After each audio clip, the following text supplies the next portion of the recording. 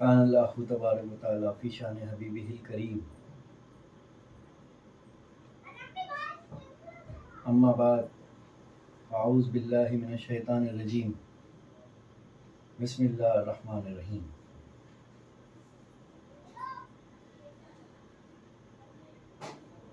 एहसान है अल्लाह रब्बुल इज़्ज़त महबूब पाक साहिब लौलाक आका इनामदार मदनी ताजदार अहमद मुज्तबा मोहम्मद सल्लल्लाहु अलैहि वसल्लम। मेरे पीरे कामिल की जूतियों का सदका है कि खाकसार आज आपके सामने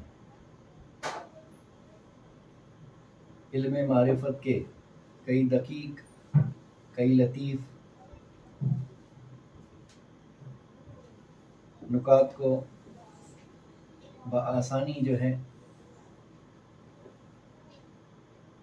आप तक पहुंचाने की कोशिश कर रहा है। तो इन बयानात में साहिब समझ तालिब मौला साहिब फ़िक्र के लिए कई लतीफ़ नुकात पोशीदा हैं और ये मेरे पीरो मुर्शिद का फ़ज़ल है, एहसान है कि आज मैं एक बयान की सीरीज़ को शुरू कर रहा हूँ जिसमें सबसे पहले हम ये जानने की कोशिश करेंगे कि आदम अलैहिस्सलाम से पहले क्या था। जब दुनिया नहीं बनी थी तो क्या था,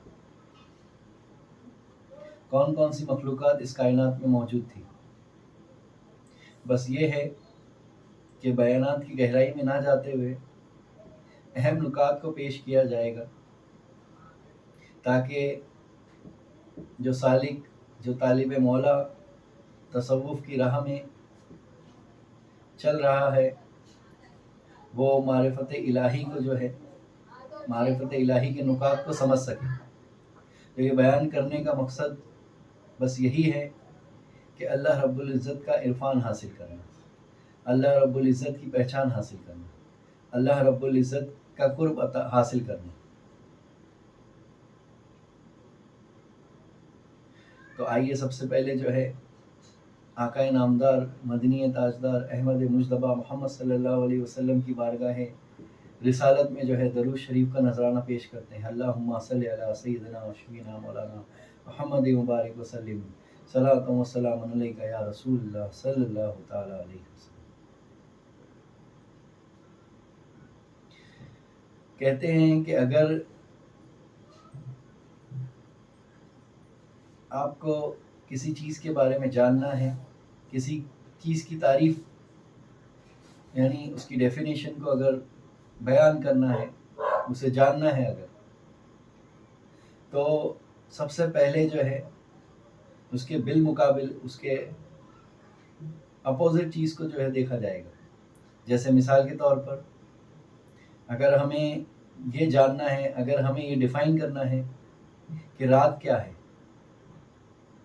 अगर मैं किसी शख्स से पूछता हूँ कि दिन क्या है तो वो सकते में आ जाता है, जबकि वो दिन में रह रहा है और रात में रह रहा है। जब से वो पैदा हुआ है वो दिन में रह रहा है, जब से वो पैदा हो रहा है वो रात में ही रह रहा है।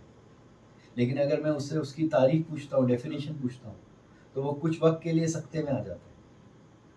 तो आसानी ये आया है कि अगर मुझे डिफ़ाइन करना है कि दिन क्या है तो उसके बिल मुकाबिल चीज़ को जो है बयान कर दिया जाए कि जो रात नहीं है, जो अंधेरा नहीं है, जिसमें अंधेरा नहीं है, जिसमें रोशनी है। तो अगर रोशनी को समझना है तो पहले अंधेरे को समझना होगा, अगर उजाले को समझना है तो पहले अंधेरे को समझना होगा, नूर को समझना है तो पहले अंधेरे को समझना होगा, क्योंकि तमाम राज जो है अंधेरे में छुपा है। किसमें पोशीदा है? अंधेरे में छुपा है। क्योंकि एक वक्त था जब कुछ नहीं था, एक वक्त था जब کچھ نہیں تھا، یہ عالم میں کچھ نہیں تھا، اجالا نہیں تھی، روشنی نہیں تھی، نور نہیں تھا، یعنی یہ عالم کیا تھا تو اندھیرے میں تھا۔ اب یہ اندھیرا کیا ہے؟ تو اگر اندھیرے کو سمجھنا ہے تو اجالے میں آنا ہوگا، اگر اندھیرے کو جاننا ہے تو روشنی کو جاننا ہوگا، اگر اندھیرے کو جاننا ہے تو نور کی پہچان کرنا ہوگا۔ تو اندھیرے سے اجالے کی طرف لوٹنا ہوگا اور اجالے سے اندھیری کی طرف۔ تو آئیے ہم وہاں چلتے ہیں کہ قرآن کریم فرماتا ہے کہ جب کچھ نہیں تھا تو اللہ رب العزت کی ذات تھی، اور جب کچھ نہیں ہوگا تو اللہ رب العزت کی ذات ہوگی جو باقی ہے۔ سبحان اللہ۔ تو کہتے ہیں کہ اللہ تعالیٰ نے ارادہ کیا، اللہ کے خیال میں ارادت میں یہ بات آئی کہ میں دنیا کی تخلیق فرماؤں۔ تو سب سے پہلے اللہ رب العزت نے پانی کو پیدا فرمایا، پھر پانی کے اوپر جو ہے اپنا عرش بنایا، پھر عرش کے اوپر جو ہے اپنی کرسی لگائی جہاں پر وہ فائز ہو گیا۔ پھر اس کے بعد اللہ رب العزت نے قلم بنایا اور قلم کو حکم دیا کہ لکھو۔ تو قلم نے اللہ رب العزت سے سوال کیا کیا لکھوں؟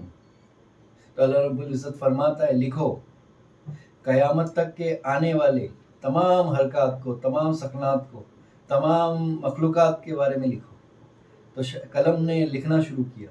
تو کہتے ہیں کہ قیامت تک کے آنے والے تمام کیفیات، تمام حالات، تمام کنڈیشنز جو ہونے والا ہے کہ کتنے آدمی اس کائنات میں پیدا ہوں گے، کتنی عورت اس کائنات میں پیدا ہوں گی، وہ عورت کیا تقدیر لے کے پیدا ہوگی، وہ آدمی کیا تقدیر لے کر پیدا ہوگا۔ تو ان شارٹ کہنے کا مقصد ہے اس قلم نے آنے والے، قیامت تک کے آنے والے تمام مخلوقات کی تقدیر لکھ دیا، اور اس تقدیر کو کہتے ہیں کہ اپنا لوح محفوظ پیدا فرما کر وہاں جو ہے لوح محفوظ میں ضم کر دیا اس نے۔ تو تقدیر کہاں ضم ہے؟ تو لوح محفوظ میں۔ اللہ کا لکھا ہوا کہاں موجود ہے؟ تو لوح محفوظ میں۔ تو اللہ رب العزت نے لوح محفوظ میں تمام کو جو ہے اکٹھا کیا، جمع کیا اس نے۔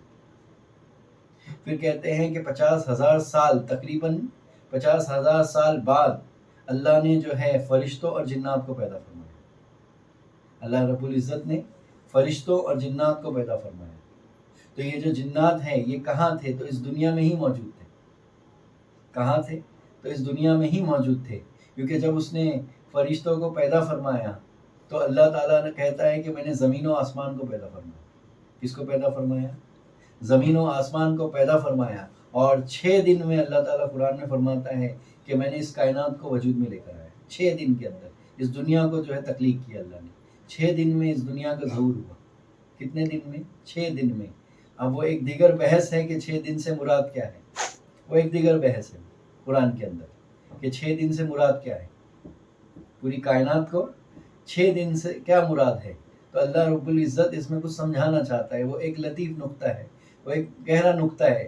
تو اتنا یاد رکھنا، یہ جو بیانات ہے، یہ جو سیریز ہوگی بیانات کی ایک کے بعد دیگر، جو ایک دوسرے سے کنیکٹ ہوگے، ٹاپک کیا ہوں گے؟ ایک دوسرے سے کنیکٹ ہوں گے، تو اس میں باریک نکات پوشیدہ ہے۔ تو صاحب فکر کرنے والوں کے لیے اس میں نکات پوشیدہ ہے۔ تو اللہ رب العزت نے زمین و آسمان کو پیدا فرمایا، اور 6 دن میں جو ہے اس زمین کو پیدا فرمایا، کائنات کو پیدا فرمایا، اور اللہ رب العزت نے جو ہے جنات اور فرشتوں کی تخلیق فرمائی۔ تو یہ جنات کہاں تھے؟ تو اسی دنیا میں تھے۔ تو آنے والے بیانات میں ہم یہ دیکھیں گے کہ جنات سے مراد کیا ہے، جن سے مراد کیا ہے، آخر یہ جن کون تھے، یہ فرشتے کون ہیں، اللہ نے جن کو کس طرح تخلیق فرمایا، اللہ نے فرشتوں کو کس طرح تخلیق فرمایا، کون سا جوہر، کون سا عناصر ہے جس سے جن پیدا ہوئے، کون سے عناصر ہے جس سے فرشتے پیدا ہوئے۔ پھر اس کے بعد جو ہے آدم علیہ السلام کی تخلیق فرمایا، اور وہ سلسلہ جاری و ساری ہو گیا قیامت تک کے لیے، جو ہے تمام مخلوقات، تمام اشرف المخلوقات کا سلسلہ جاری و ساری ہو گیا۔ تو آگے آنے والے بیان میں ہم جو ہے یہ جاننے کی کوشش کریں گے کہ جنات سے مراد کیا ہے، عزازیل سے مراد کیا ہے، ابلیس سے مراد کیا ہے، اور شیطان سے مراد کیا ہے۔